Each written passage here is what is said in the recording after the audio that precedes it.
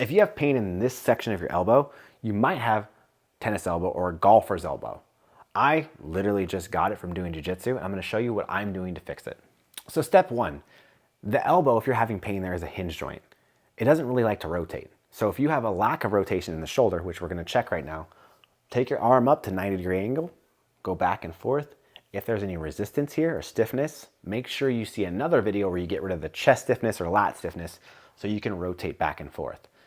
If you have that, we're gonna go work on the actual injury itself. Now, your forearm muscles go wrap around into the elbow.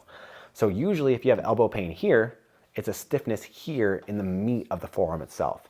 First thing we're gonna do is a simple foam roll. I'm gonna use a peanut roller. You can use a tennis ball, a racket ball, a lacrosse ball, a pickleball ball, any of those will work.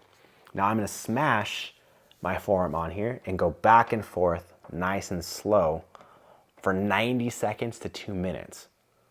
Once you've done that, we're gonna move to the stretch. Now that we've got that taken care of, we're gonna stretch this forearm out. I'm gonna point my fingers towards me and push the elbow forward. This is gonna create a stretch here in the arm. If it's too much of a stretch, keep the elbow bent and just start lightly here.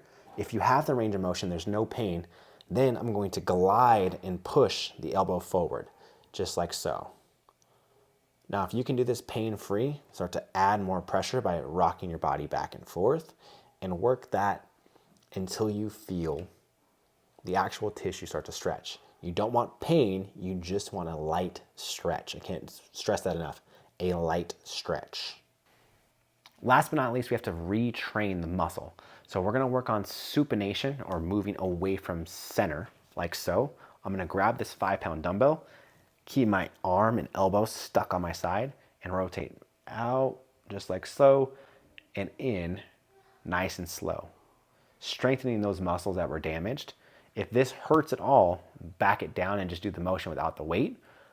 If you can increase the weight and have no pain, then you can start lifting.